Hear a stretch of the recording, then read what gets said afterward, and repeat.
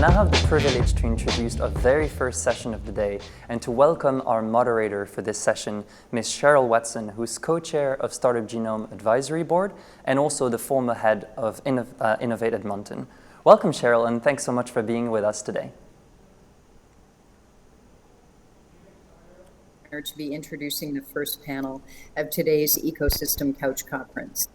We're going to kick off with Startup Genome's 2020 Global Startup Ecosystem Report. JF Gauthier, CEO of Startup Genome, will discuss the ecosystem rankings, key themes, and will then be joined by a number of leaders from around the world to speak about their city's impressive performance. We're first going to begin with some remarks from Martina Larkin of the World Economic Development Forum. Ms. Larkin is the head of regional strategies for Europe and Eurasia Agenda and is also a member of the Forum's executive committee. In leading the Forum's engagement with the European public sector, Ms. Larkin works closely with the national and EU governments to address social and economic issues, as well as reflecting a multi-stakeholder perspective. Previously, she led the Forum's Global Knowledge Networks, a series of think tanks made up of over 1,600 global experts. Ms. Larkin. Thank you, Cheryll. It's great to be with you today for the first Global Ecosystems Couch Conference. In today's context, it couldn't be more relevant to bring people together for a discussion about tech ecosystems and economic growth. The COVID-19 crisis and the political, economic, and social disruption it has caused is fundamentally changing the traditional context for decision-making. The inconsistencies, inadequacies, and contradictions of multiple systems, from health and financial to energy and education, are more exposed than ever amidst a global context of concern for lives, livelihoods, and the planet. Leaders find themselves at a historic crossroads, managing short-term pressures against medium and long-term uncertainties. And entrepreneurship and the ecosystems which allow entrepreneurs to succeed have always been a very important topic, but the pandemic and its social and economic consequences make the need to build and sustain innovation ecosystems more critical than ever. European startups provided 2 million jobs in 2019, and 10 of the top 20 innovation ecosystems are in Europe. But in Europe in particular, the challenges facing innovation are very diverse, as there's a great diversity among the development stages of European hubs, as the Startup Genome's research has shown. Today, we're talking about a great reset to build a better, greener, and more resilient and inclusive future. Innovation and new technologies are a critical part of this rebuilding.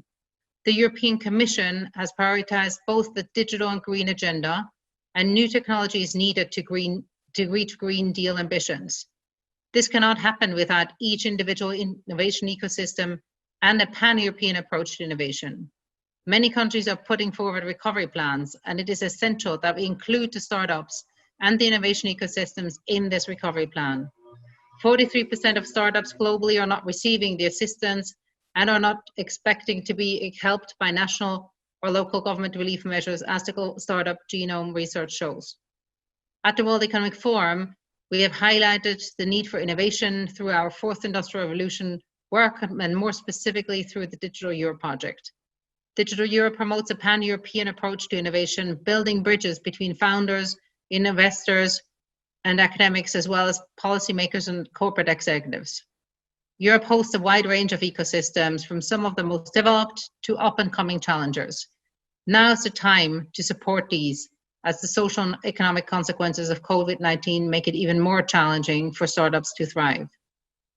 Only 28% of startups have seen their funding proceed as normal, and over 74% have had to terminate full-time staff.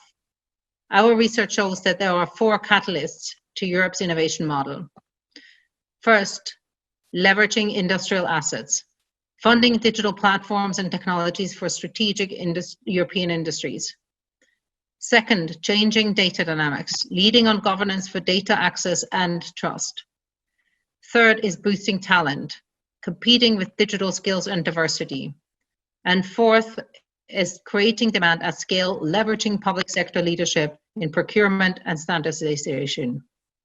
Our most recent work looked at bridging the gap in European scale-up funding. Innovation funding is a key challenge for European innovation, especially growth stage companies. We provided a detailed overview of the European landscape for growth companies, especially those working on the cutting edge of technology and developing solutions for climate challenges. 4 recommendations were proposed.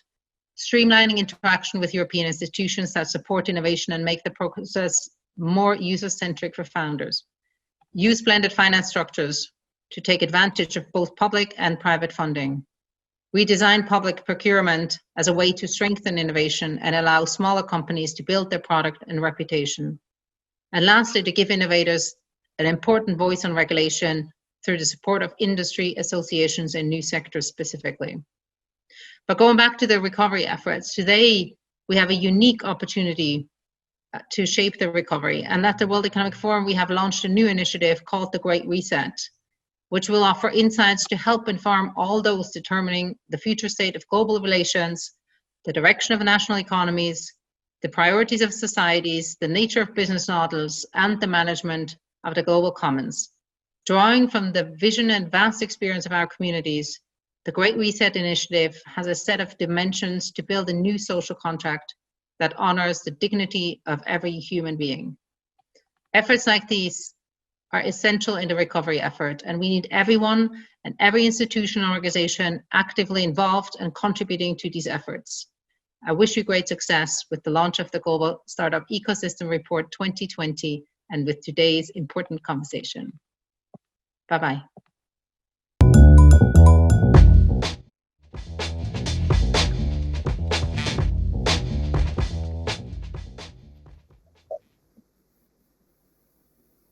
That was great. Some important context setting and really important information for us to all know from Ms. Larkin about the Great Reset. Now, please allow me to introduce JF Gautier. JF is the founder and CEO of Startup Genome.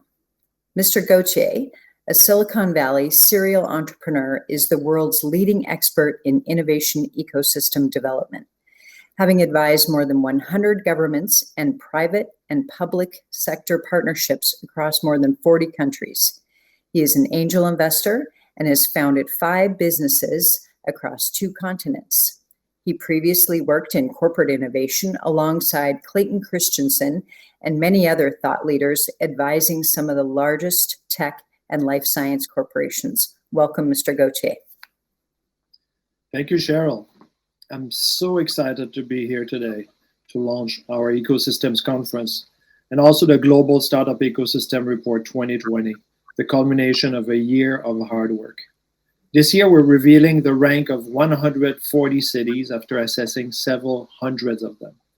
It's been 10 years since we started these global reports, and they were really a means to an end, to bring us all together behind one mission, to support cities in accelerating their startup ecosystem in order to spread startup success and make it possible for everyone, regardless of race, location, gender, sexual identity, ethnicity, or social background, to build a better life and create jobs and economic growth for the broader community. The Global Reports brings us all together to work on producing the largest startup research from the voice of tens of thousands of entrepreneurs, producing an annual report branding these cities on their strength, and most importantly, to differentiate what policies actually work from those that fail. And unfortunately, most policies still fail, despite all of your dedication to having an impact. And I know of your dedication because we've worked with literally hundreds of you. We've been building a knowledge base, a global knowledge platform, and a peer community so we can understand policy impact and also talk about policies and programs that fail between us, behind closed doors, so we can all learn a lot faster from the hundreds of policies and program experiments of the last 25 years, so we don't repeat the same mistake and we do a lot better for our startups and societies. The 1,500 leaders here today are a testimony to our success in building a global peer community. Prime Minister, deputy mayors, ministers, CEO and senior leaders from innovation agencies, from Latin America to Asia Pacific, Africa, North America, and Europe. We've brought together leaders from 100 countries here today. And if we're here physically, I'd say please turn to your neighbor, left and right, and introduce yourself. And I invite you instead to reach out to others during the conference through chats and other tools, and reach out to us if you want to be introduced to one another. Building your peer network is part of our role, and we enjoy doing it. A good example of our knowledge platform and peer network is what happened at the beginning of the COVID crisis, when the Startup Genome Advisory Board and government and agency members from 35 countries decided to talk more often, share about policies, and decided to capture them and share them with the world. Within 4 weeks, we published a global policy knowledge base, then did a global startup survey together to assess the impact of the crisis on startups, and finally developed a set of policy recommendations and shared it all with the world. Our global platform and peer network is growing with the Global Entrepreneurship Network, the World Economic Forum, the World Bank, and more like-minded communities. We're coming together during this crisis, and we will rise together out of it with our startups as an engine of economic recovery and solutions to the challenges of our societies, such as climate change. What we can do together is bigger than what we can do alone.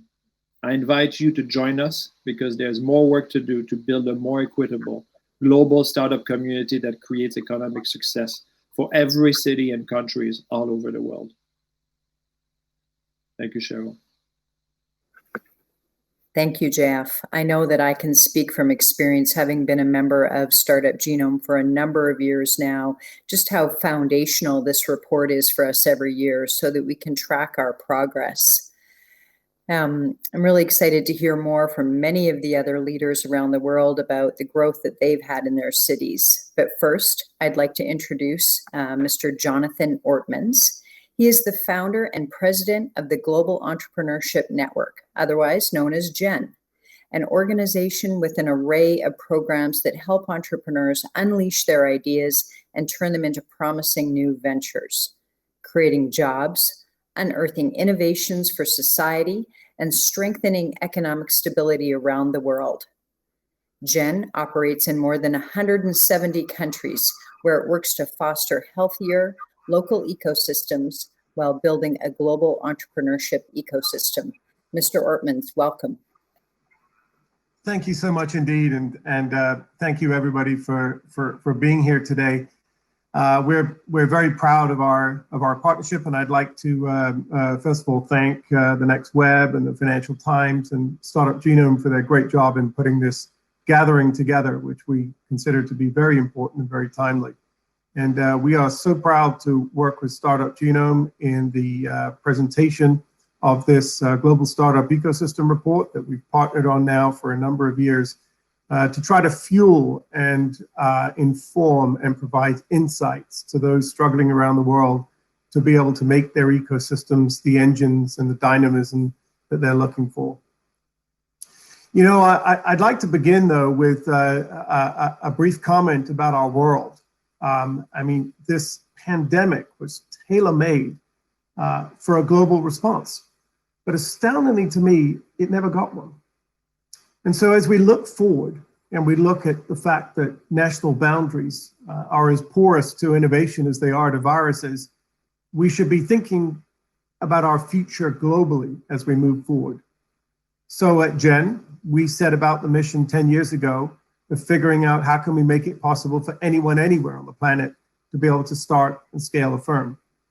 And likewise, the work that we've done with Genome on the Global Startup Ecosystem Report takes a global perspective at what we think is around building one global entrepreneurial ecosystem. So we're very keen that we look at what is this challenge ahead of us. And I urge everybody as we go through our various sessions today to say part of your challenge is to take a global perspective about this. It is very important right now as we look at our globe that we look at how we can learn from each other, we can share information, and that we can find better ways of doing things, not just for ourselves, but for the communities around us. And at GEN, one of the things we've been doing is working at trying to figure out what will we tell our grandchildren when they ask us back in 2020, so what did you do? What was it like What was it like in 2020 when you had that unbelievable pandemic? And I think we want to be able to turn around and say we rose to the challenge. I want to be able to turn around and say we actually made a very dramatic change. Just like startups are disruptors, in the same way we want to be able to turn around and say we were able to disrupt some of the infrastructure and remove some of the barriers that was making it very difficult for us to advance. So I hope as you go through this event and you share with each other and learn from those with insights to share, that you'll look at how can we collectively look at building one global entrepreneurial ecosystem, one that benefits all, as JF so articulately said, making it possible for anyone to be able to participate in this process. And we're particularly proud of the Genome team for now expanding this report, 140 cities. And I think the effort will be intent upon looking at more and more cities to make this not just where this world was 10 years ago, all about Silicon Valley, but to make it about every community on the planet. A couple of final thoughts that I would like to stress to you. I think one of those big, and I will use the World Economic Forum's word, one of the big resets that we have to see happen is that we will see much stronger leadership from the public sector. You know, we have a community in Gen, we call them the Startup Nations community. It's our community of policymakers. We have a relationship with every government around the world in some way, shape, or form. And what we're trying to do is help them to become more startup savvy, help them to understand the distinction between a simple, small, passive business and an entrepreneur. Help them to understand what it means to be able to be able to create new value and to be able, what it really means as communities come together to create new entrepreneurial ecosystems. And so one of the big elements I think we should focus on in the big reset is being kind and being welcoming to a public sector that is keen to engage, but needs to be considered a partner. And so that's why later on at the end of this event, I will be gathering with a colleague from the Kauffman Foundation, and we'll be looking at what it is in our session that is required from the public sector at this point as we emerge out of this crisis. Because there's no question about it. We think that entrepreneurs and governments have a symbiotic relationship. It will be vital that this partnership works as we move forward to figure out how we can enable our disruptors and our entrepreneurs to be able to lead us out of this crisis. So let me end where I think is the most important actor in this entire equation, and that is indeed our entrepreneurs.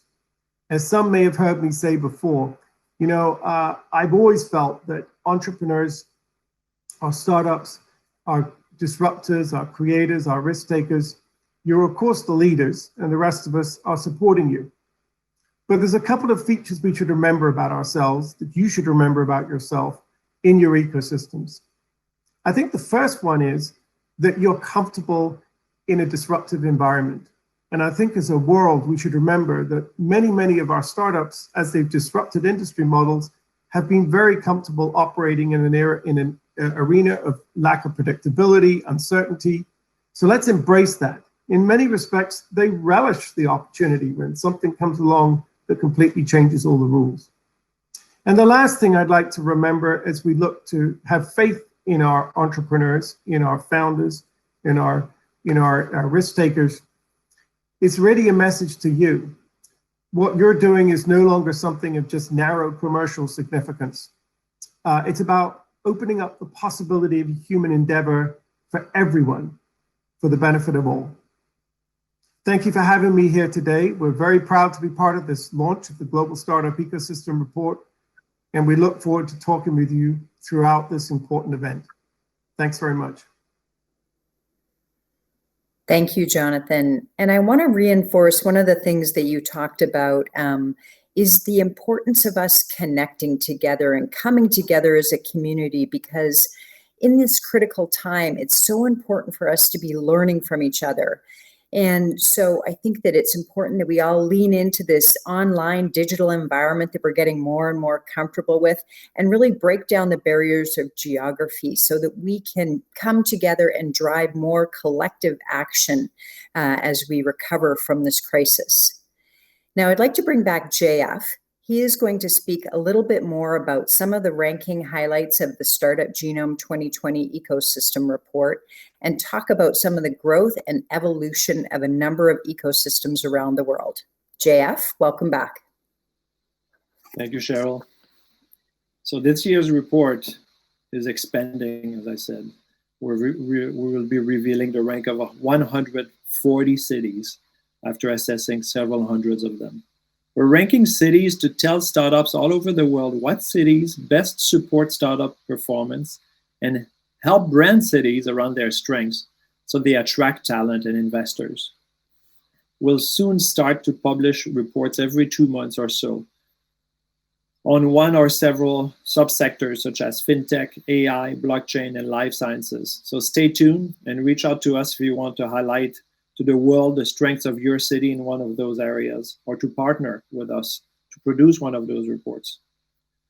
Through our decade-long research, we've identified leading indicators which allow us to predict the rise and falls in ranking and advise governments on solving success factor gaps and enacting the right policies at the right time. 5 years ago, we predicted that ecosystem that we identified as in the globalization and attraction phases would be growing fastest, and they are.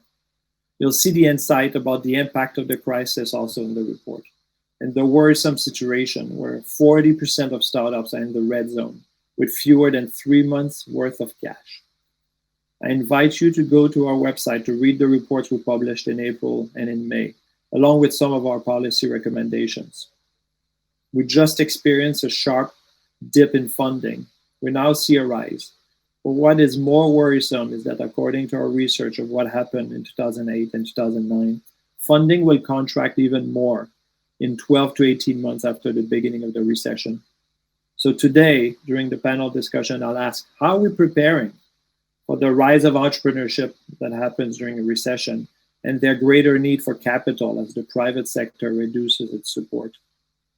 In the report, we're also talking about the continued rise of deep tech, and have been for several years. But I want to highlight the challenge that we've been working on with cities and national governments, and that is to engage our traditional R&D communities, the great scientific minds of PhDs and STEM students, with the crafty and business-minded entrepreneurs, so they together produce new businesses rather than patents to be licensed to large corporations as they go work for them as employees. New businesses produce 100% of net new jobs across economic cycles. So turning to the ranking, I want to note the rise of Asian ecosystems, with many of them continuing their investment in their startup ecosystem and seeing the tangible benefits. The continuous slide of the US ecosystems, not the very top ones, but the middle tier that's underperforming, while Europe has been taking action with proactive policies and seeing the benefits, with 47 cities among the top 140. Finally, I want to recognize the efforts of specific startup ecosystems that are rising in the ranking, to recognize you and your peers that fought to correctly design and enact policies that have had a big impact on startup success. Our first guest that has worked very hard to tie New York City in second place, as a policy leader, is London, rising 8 ranks in 8 years after taking leadership across a variety of startup policies, from funding to programs such as scale-up mentorships with our partner TechNation. Our second guest is from Seoul, which went up extremely rapidly in the rankings due to solid startup policies, and with the Seoul Metropolitan government committing $1.4 billion dedicated exclusively to its startup ecosystems, with the exciting goal of reaching the top 5 by 2024.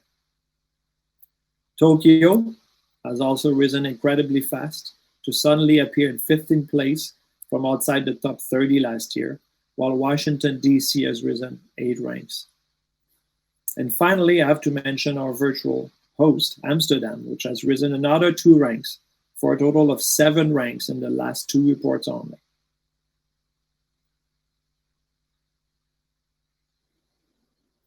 That's great, JF. That's great, JF. Really inspiring to see so many cities and ecosystems rising up and realizing the importance of the innovation economy. Huge congratulations to London, tied for second place with New York City. And with that, I'd like to welcome the Deputy Mayor of London for Business, Rajesh Agrawal.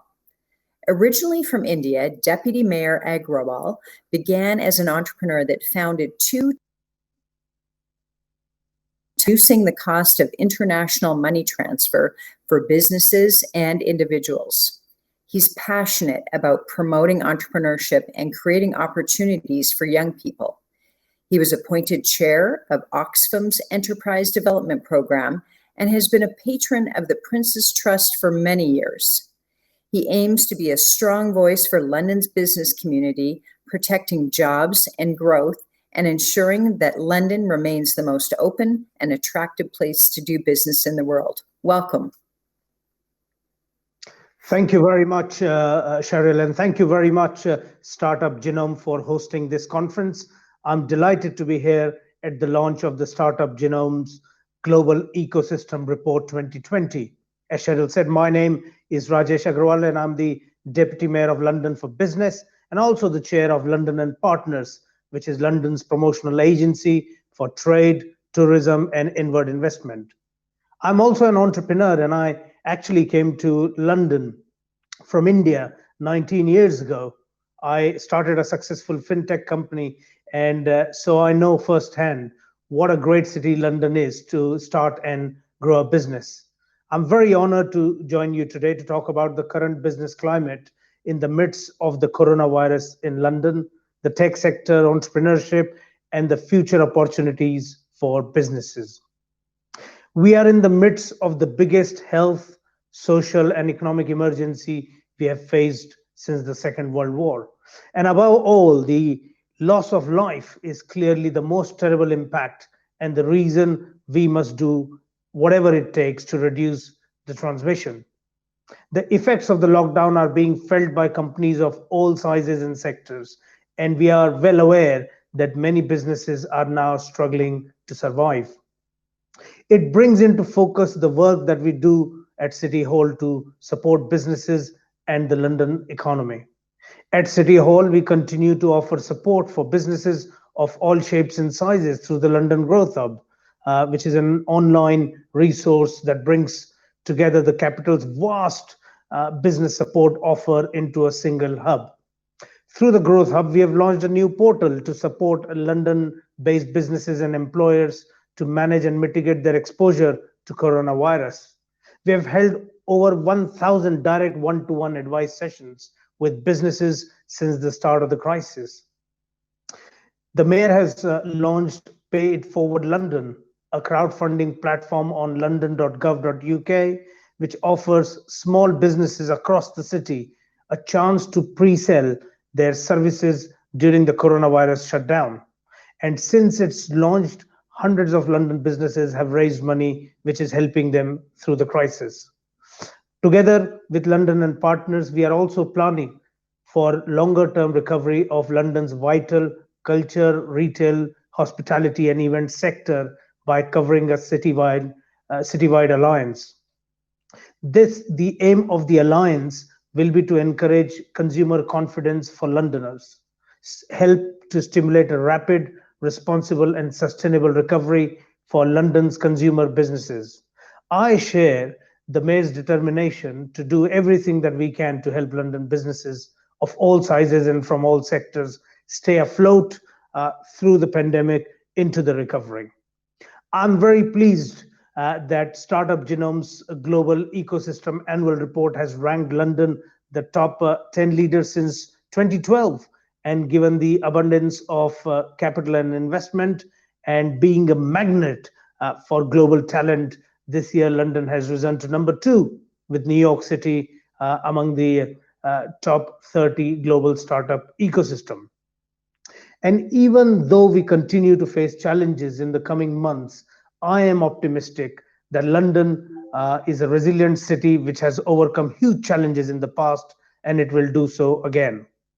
The coronavirus has forced organizations and workers in pretty much every industry to reinvent themselves, adapting to new working environments. Technology and innovation sit at the heart of transformation and are important now more than ever before to successfully get us through this global pandemic. Without technology, we would not be able to adapt so quickly to such a sudden and drastic disruption to the way we live and work.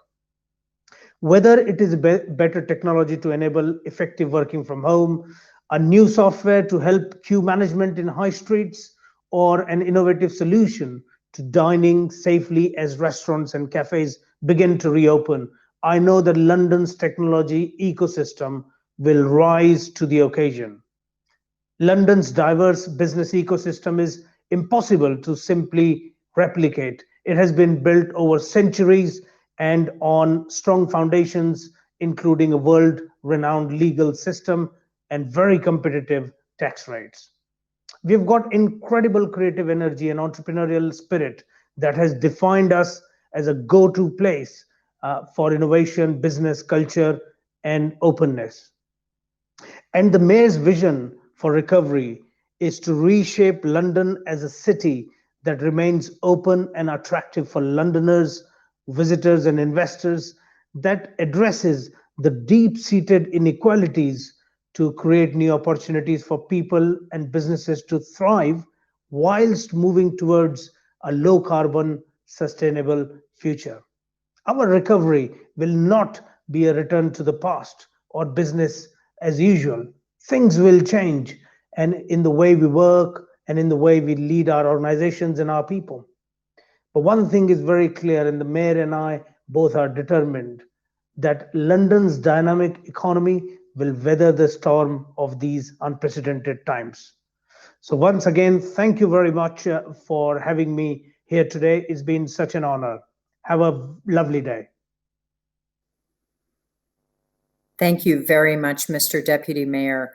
And we appreciate you sharing all of the measures that London has taken. And it's evident then, as you've described them, the rise in your ranking to number 2. So congratulations again.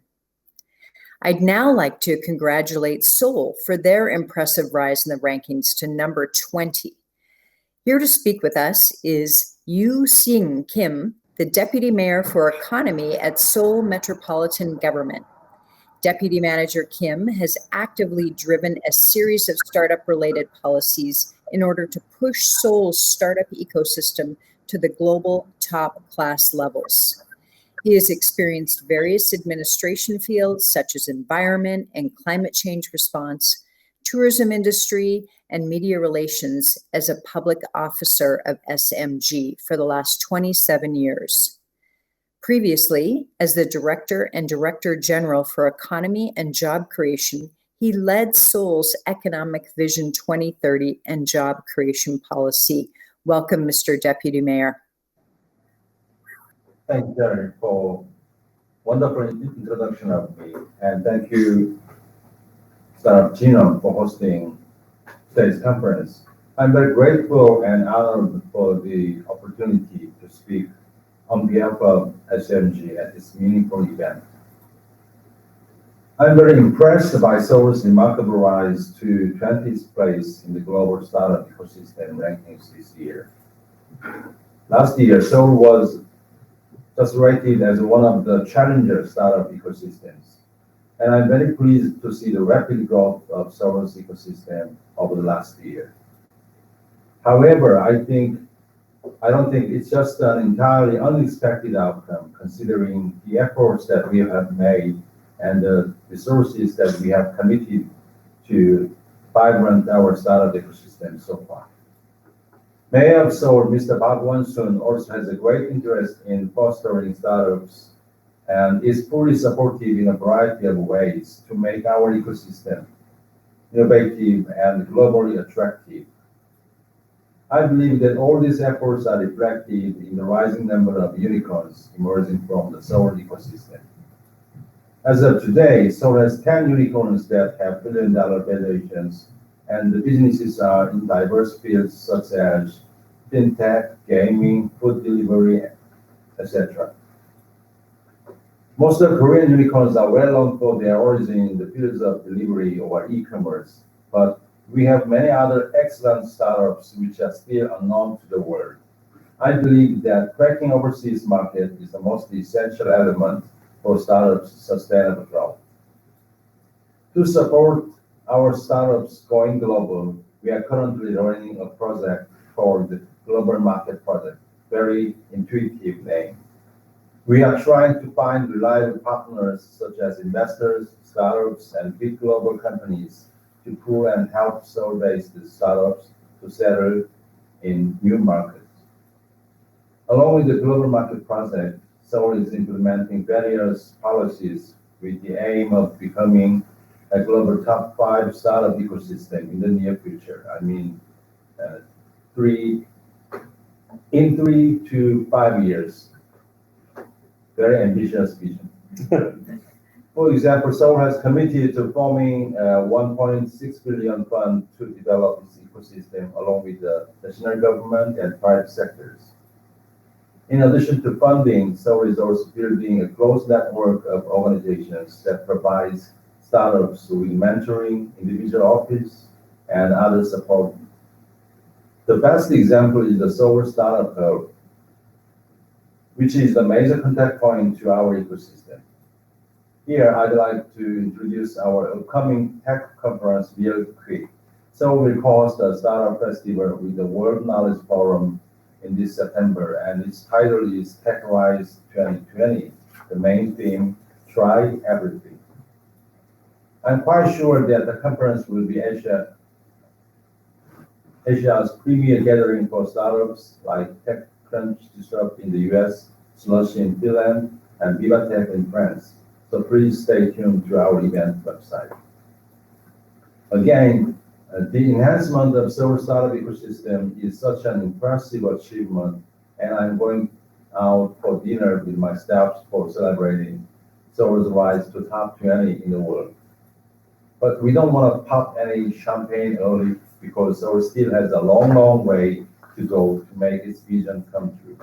I would like to express, in this regard, I would like to express my deep gratitude to Startup Genome for sharing your findings and insights with us.